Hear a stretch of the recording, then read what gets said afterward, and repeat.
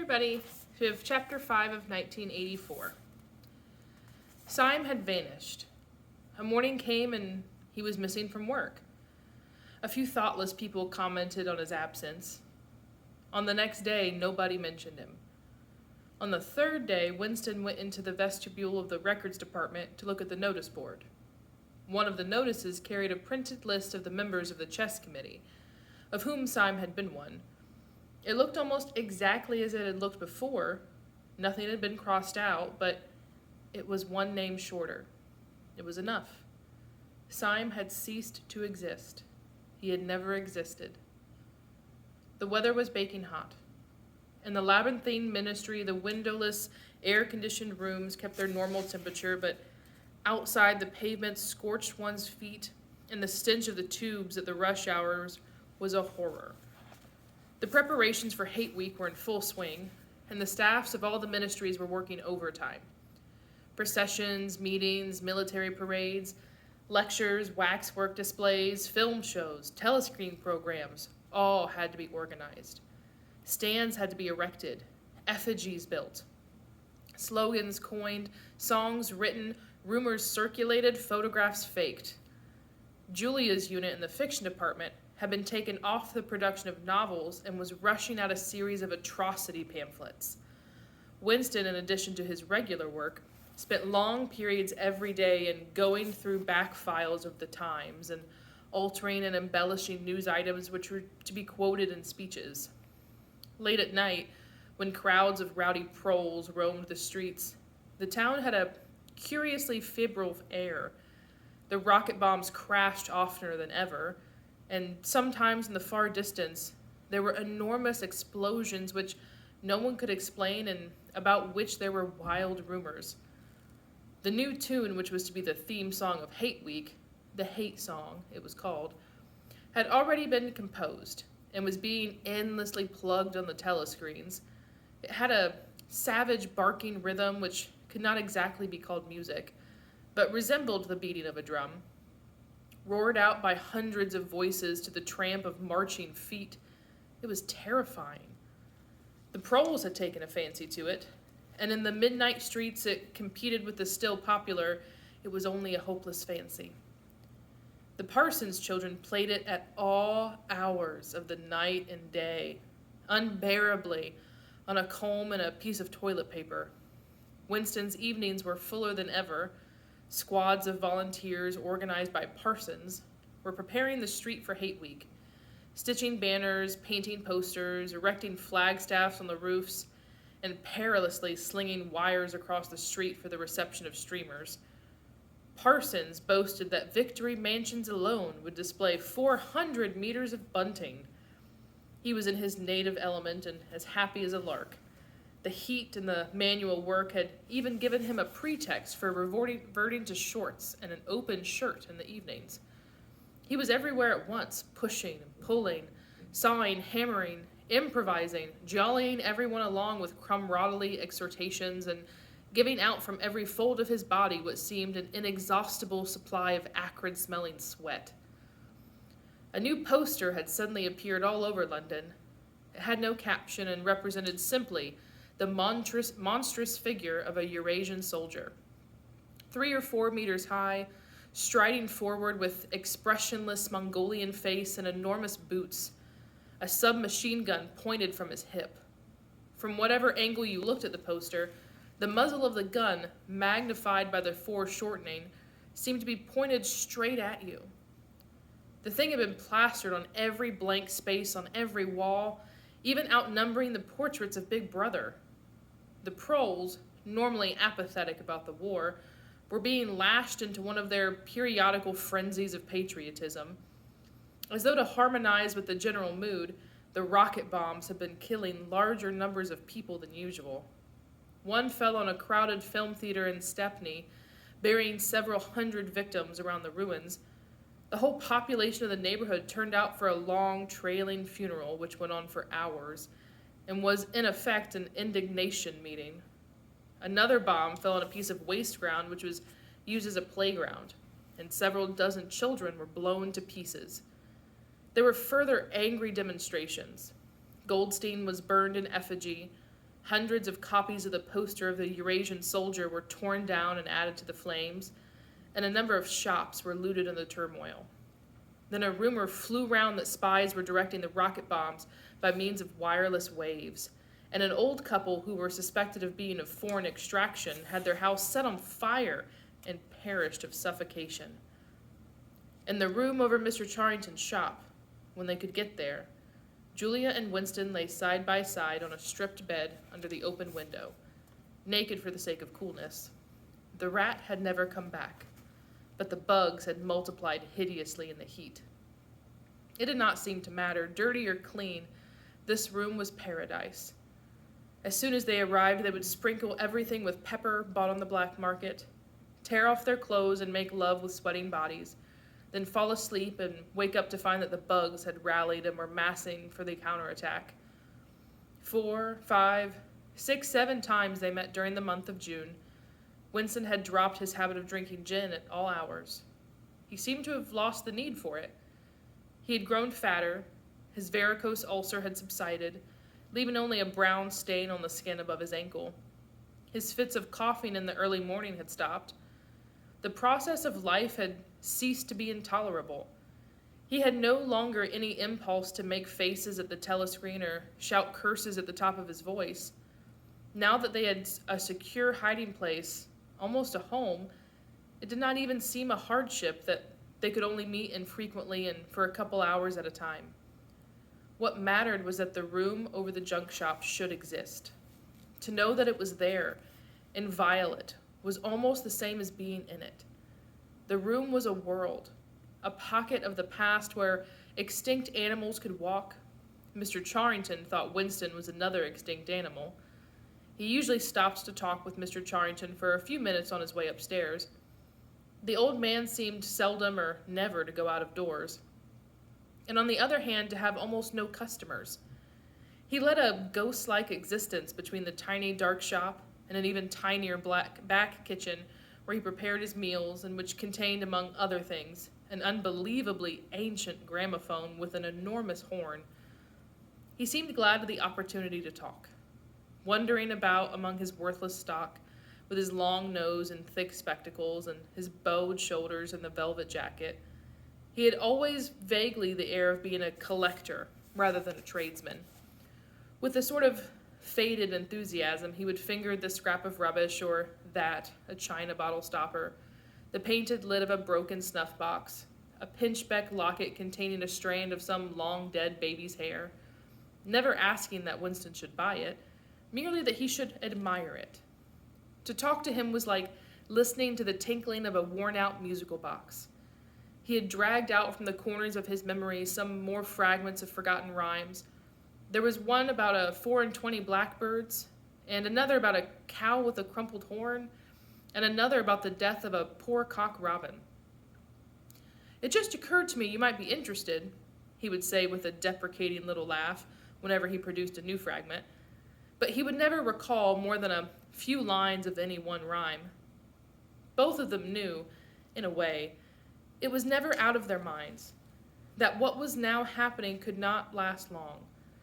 There were few times when the fact of impending death seemed as palpable as the bed they lay on, and they would cling together with a sort of despairing sensuality, like a damned soul grasping at his last morsel of pleasure when the clock is within 5 minutes of striking. But there were also times when they had the illusion not only of safety but of permanence. So long as they were actually in this room, they both felt no harm could come to them. Getting there was difficult and dangerous, but the room itself was sanctuary. It was as when Winston had gazed into the heart of the paperweight with a feeling that it would be possible to get inside that glassy world, and that once inside it, time could be arrested. Often they gave themselves up to daydreams of escape. Their luck would hold indefinitely, and they would carry on their intrigue just like this, for the remainder of their natural lives, where Catherine would die, and by subtle maneuverings, Winston and Julia would succeed in getting married, where they would commit suicide together, where they would disappear, alter themselves out of recognition, learn to speak with proletarian accents, get jobs in a factory, and live out their lives undetected in a back street. It was all nonsense, and they both knew. In reality, there was no escape. Even the one plan that was practical, suicide, they had no intention of carrying out.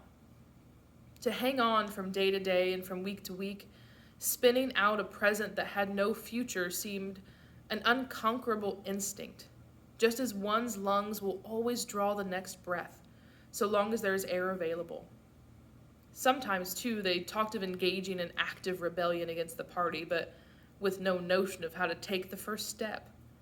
Even if the fabulous brotherhood was a reality, there still remained the difficulty of finding one's way into it. He told her of the strange intimacy that existed, or seemed to exist, between himself and O'Brien, and of the impulse he sometimes felt simply to walk into O'Brien's presence, announce that he was the enemy of the party, and demand his help. Curiously enough, this did not strike her as an impossibly rash thing to do. She was used to judging people by their faces, and it seemed natural to her that Winston should believe O'Brien to be trustworthy on the strength of a single flash of the eyes. Moreover, she took it for granted that everyone, or nearly everyone, secretly hated the party and would break the rules if he thought it safe to do so. But she refused to believe that widespread, organized opposition existed, or could exist. The tales about Goldstein and his underground army, she said, were simply a lot of rubbish, which the party had invented for its own purpose, and which you had to pretend to believe in. Times beyond number, at party rallies and spontaneous demonstrations, she had shouted at the top of her voice for the execution of people whose names she had never heard, and whose supposed crimes she had not the faintest belief. When public trials were happening, she had taken her place in the detachments from the Youth League who surrounded the courts from morning to night, chanting at intervals, "Death to the traitors." During the 2 minutes' hate, she always excelled all others in shouting insults at Goldstein. Yet she had only the dimmest idea of who Goldstein was and what doctrines he was supposed to represent. She had grown up since the Revolution and was too young to remember the ideological battles of the 50s and 60s. Such a thing as an independent political movement was outside her imagination. And in any case, the party was invincible. It would always exist, and it would always be the same. You could only rebel against it by secret disobedience, or, at most, by isolated acts of violence such as killing somebody or blowing something up. In some ways, she was far more acute than Winston, and far less susceptible to party propaganda. Once, when he happened in some connection to mention the war against Eurasia, she startled him by saying casually that, in her opinion, the war was not happening. The rocket bombs which fell daily on London were probably fired by the government of Oceania itself, just to keep people frightened. This was an idea that had literally never occurred to him. She also stirred a sort of envy in him by telling him that during the 2-minute hate, her great difficulty was to avoid bursting out laughing. But she only questioned the teachings of the party when they in some way touched upon her own life. Often she was ready to accept the official mythology simply because the difference between truth and falsehood did not seem important to her. She believed, for instance, having learned it at school, that the party had invented airplanes. In his own school days, Winston remembered in the late 50s it was only the helicopter that the party claimed to have invented. A dozen years later, when Julia was at school, it was already claiming the airplane. One generation more and it would be claiming the steam engine. And when he told her that airplanes had been in existence before he was born and long before the Revolution, the fact struck her as totally uninteresting. After all, what did it matter who had invented airplanes? It was rather more of a shock to him when he discovered from some chance remark that she did not remember that Oceania, 4 years ago, had been at war with East Asia and at peace with Eurasia.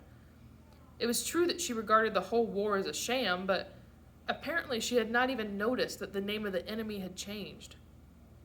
"I thought we'd always been at war with Eurasia," she said vaguely.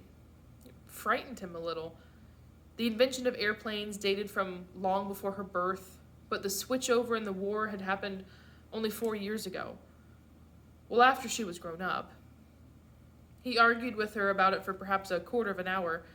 In the end, he succeeded in forcing her memory back until she did dimly recall that at one time East Asia and not Eurasia had been the enemy.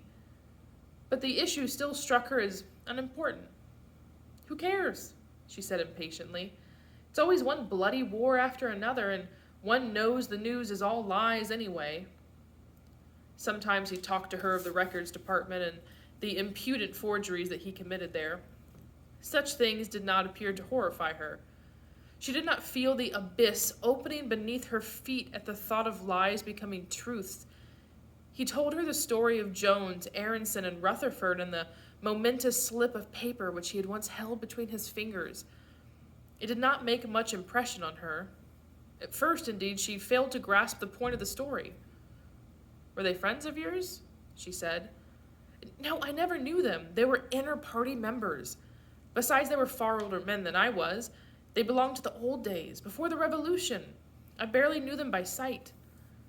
Then, what was there to worry about? People are being killed off all the time, aren't they? He tried to make her understand. This was an exceptional case. It wasn't just a question of somebody being killed. Do you realize that the past, starting from yesterday, has been actually abolished?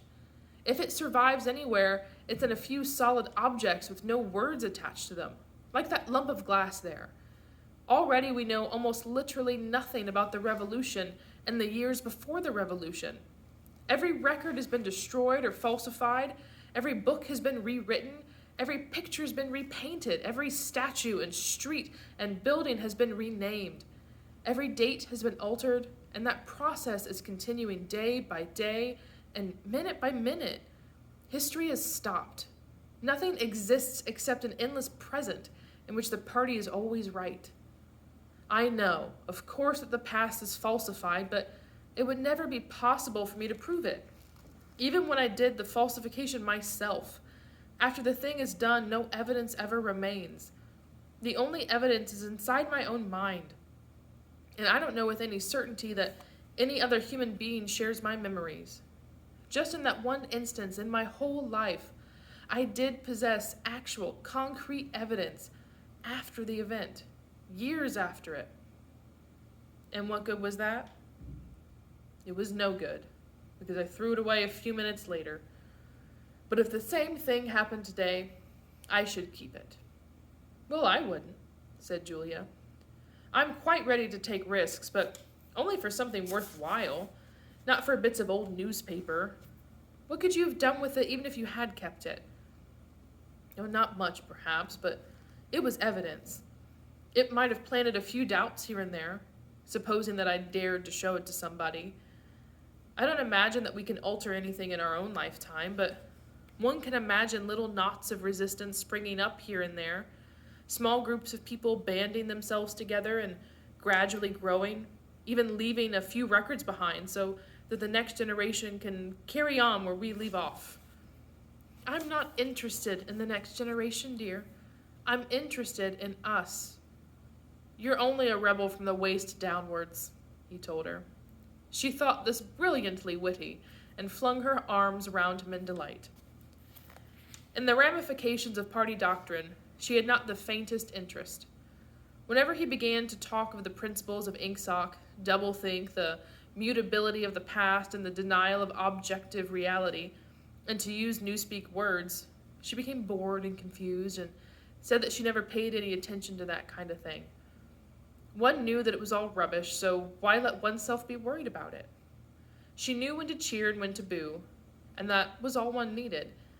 If he persisted in talking of such subjects, she had a disconcerting habit of falling asleep. She was one of those people who can go to sleep at any hour and in any position. Talking to her, he realized how easy it was to present an appearance of orthodoxy while having no grasp whatever of what orthodoxy meant. In a way, the worldview of the party imposed itself most successfully on people incapable of understanding it. They could be made to accept the most flagrant violations of reality because they never fully grasped the enormity of what was demanded of them, and were not sufficiently interested in public events to notice what was happening. By lack of understanding, they remained sane. They simply swallowed everything, and what they swallowed did them no harm, because it left no residue behind. Just as a grain of corn will pass undigested through the body of a bird. Okay, so we just ended chapter 5. So with this chapter, we're really seeing two distinctions in type of people that are rebelling or questioning the party. So Winston and Julia represent two total opposites. So while they both disagree with the party and they're both rebelling against them, they present two different approaches in how you rebel, question authority or your government. So what are those two different polar authorities or polar approaches? Make sure you're writing that in your notes. And also, which one do you identify with more, or which one do you think is either the most beneficial to actually having when you're questioning your government, or which one can also be the most detrimental when you're trying to question and go against your government within there?